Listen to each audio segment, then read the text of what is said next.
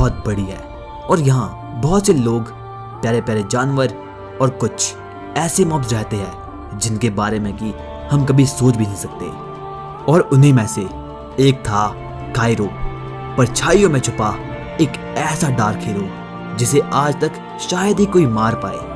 पर क्या तुम्हें पता है कि आखिरकार कायरो बना कैसे और आखिरकार वो डार्क हीरोज में कैसे आया? इसमें बहुत सी मिस्ट्री छिपी है। पर कभी कायरो भी एक इंसान हुआ करता था, पर उसके पास ऐसी बहुत सी अलग अलग और अनोखी पावर्स थी जिनके बारे में कि शायद ही कोई सोच सकता था।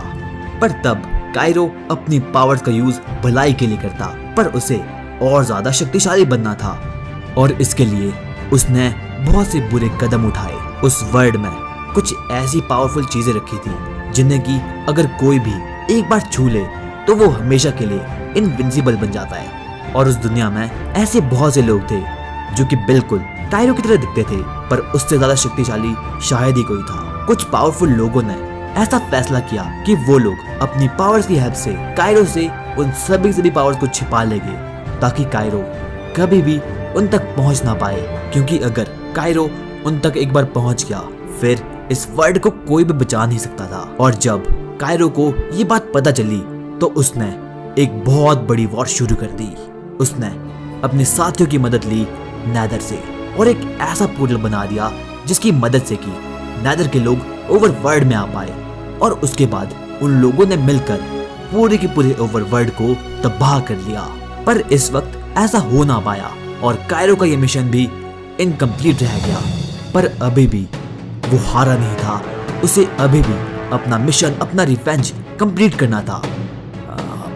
लगता है मुझे थोड़ी देर रेस्ट लेना चाहिए।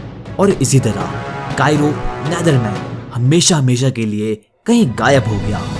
पर कुछ दिन बाद, अबे भाई साहब, मैं तो यहाँ पे ऑब्सीडियन कलेक्ट करने आया था, पर ये किसकी आवाज है? ये कौन है? और इसकी तो सांसें भी चल रही है। एक काम करता हूँ, मैं ना इसको अपनी लैब ले जाता हूँ और इस पर मैं अपना न्यू एक्सपेरिमेंट करूंगा। और उसके बाद उस साइंटिस्ट ने कायरो को अपनी लैब ले गया और उसी वक्त से वो कायरो पर अपने एक्सपेरिमेंट करने लगा। पर वहीं दूसरी तरफ जेनेसिस, जाओ और किसी ऐसे को ढूंढ कर लाओ जो कि मेरा अगला डार्क हीरो बनने के काबिल हो। और उसके बाद वो साइंटिस्ट कायरो को भी ठीक कर देता है। अरे कायरो, तुम जिंदा हो? और जैसे ही कायरो अपनी सालों की नींद से उठता है वो सबसे पहले ही साइंटिस्ट को मार देता है। और ये जोकर कौन था? पर कायरो अभी भी अपनी शक्तियों से बिल्कुल अनजान था, क्योंकि अब उसके पास कुछ ऐसी पावर्स आ चुकी थी जिसकी वजह से कि वो किसी भी मॉब को या फिर किसी भी प्लांट को एक बहुत बड़ा हैवान बना सकता था। उसे बस उसे छूना होगा। और अब अपनी पावर से अनजान कायरो फिर से आ चुका था अपना बदला पूरा करने और उन शक्तियों को वापस लेने के लिए जो कि उसे छीनी गई थी। और उस अंधेरी रात में अकेला कायरो निकल चुका था उन पूरी की पूरी शक्तियों को वापस लेने के लिए और बाकी सभी लोगों को मारने के लिए। उसने एक एक करके सभी को मार दिया और आखिर में जाकर उसने वो पूरा का पूरा प्लेनेट डिस्ट्रॉय कर दिया था। और आखिर में जाकर उसने लास्ट में बचे हुए एक और साथी को मार दिया। और अब उसके पास कलेक्ट हो चुकी थी वो सभी पावर्स जिसके बारे में कि वो कभी सोचता था।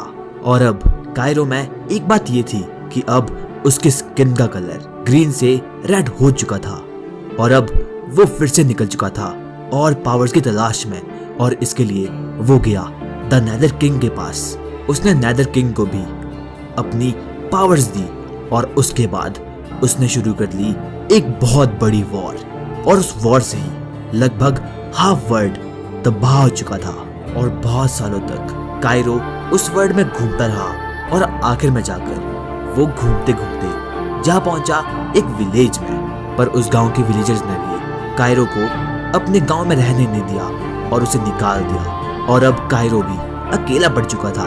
और एक रात कायरो अपने घर की तलाश कर ही रहा था कि इतने में उसे सामने दिखाई पड़ा एक अजीब सा मॉब। और जैसे ही कायरो ने उसे टच किया उसकी पावर एक्टिवेट हो गई और तब उसे पता चल चुका था अपनी रियल पावर्स के बारे में मतलब कि अगर वो किसी को भी टच कर लेता तो वो एक भयानक मॉब में बदल जाता। और अब कायरो का एक और एम ये बन चुका था कि अब उसे वापस बदला लेना है पूरे के पूरे विलेजर्स से।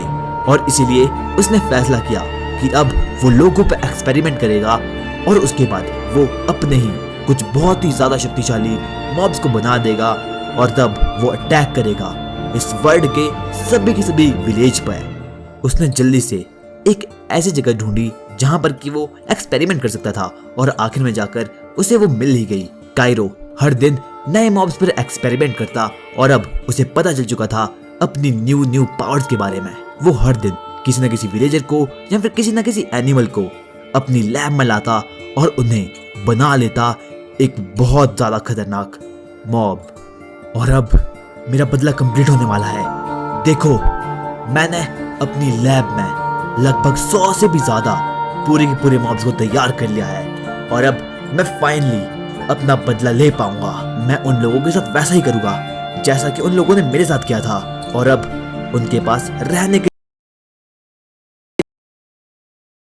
अकेला कर दूंगा।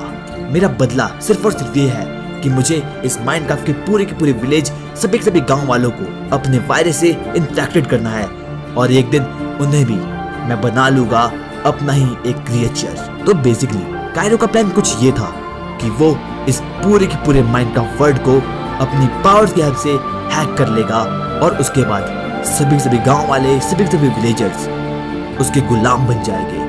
और उसके बाद फिर क्या था, कायरो निकल चुका था अपनी सेना के साथ एक गांव को डिस्ट्रॉय करने के लिए और दूर से ही जेनेसिस, जिसे कि शैंग ने भेजा था, वो भी इस नजारे को देख रहा था।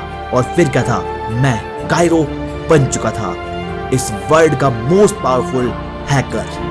और लास्ट में जाकर कायरो ने अपना एम कंप्लीट कर दिया और उसने इन्फेक्टेड कर दिए थे पूरे के पूरे विलेजर्स। पर अभी भी वो रुकने वाला था नहीं और इसीलिए उसने वापस लैब जाने का सोचा।